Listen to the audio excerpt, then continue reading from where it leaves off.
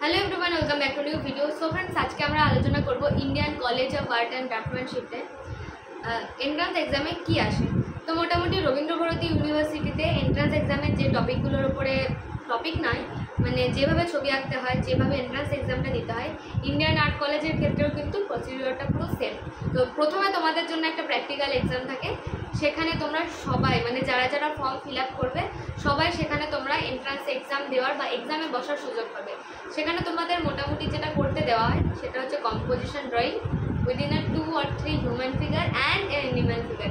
Animal ফিগারটা কখনো বলে না। তো যাই হোক, তারপরে যেটা হয়, এই প্র্যাকটিক্যাল এক্সাম যদি তোমরা ক্লিয়ার করতে পারো তারপর তোমাদেরকে দেওয়া হয় ভাইবার সুযোগ।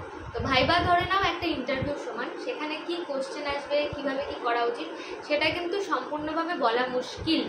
তো দেখো, ভাইবা নিয়ে ওর জন্য আমি কোনো পার্টিকুলার টপিক বলি না বা কিছু বলি না যে এইটা পড়ো এইটা পড়ো এইটা পড়ো। যাই হোক, ভাইবার জন্য ওভারঅল একটা জেনারেল নলেজ ইন্টারভিউ হিসেবে তোমাদের প্রিপেয়ার থাকতে হবে। অবশ্যই আর্ট রিলেটেড, এখানে কখনো জেনারেল নলেজও ঢুকে যেতে পারে। আরেকটা জিনিস আমি বলতে ভুলে গিয়েছি, এখানে কিন্তু রবীন্দ্রভারতী ইউনিভার্সিটির মধ্যে একটা এসে লিখতে দেয়। এসেটা হচ্ছে যেদিন তোমাদের প্র্যাকটিক্যাল এক্সাম থাকবে সেই দিনই তোমাদেরকে কিন্তু এসেটা লিখতে হবে। এসেটা তোমরা চাইলে বাংলায়ও লিখতে পারো, ইংলিশেও লিখতে পারো। তো এই গেল ইন্ডিয়ান আর্ট কলেজ এক্সামের ব্যাপার। এটা মোটামুটি স্কাল্পচার ডিপার্টমেন্ট বাদে সবকটা ডিপার্টমেন্টে প্র্যাকটিক্যালটা এইভাবে ঘটে। এবং স্কাল্পচার ডিপার্টমেন্টের নাম শুনেই বুঝতে পারছো, এখানে তোমাদেরকে ক্লে মডেলিংয়ের কাজ করতে দেওয়া হয়।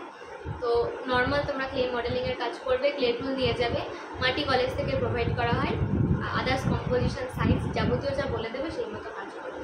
তো দেখো, পরবর্তী আপডেট অ্যান্ড ইনফরমেশন পাওয়ার জন্য please subscribe my channel and please press the bell icon for get the notification first. Video থেকে কিছু জানতে পারলে একটা লাইক করে দিও,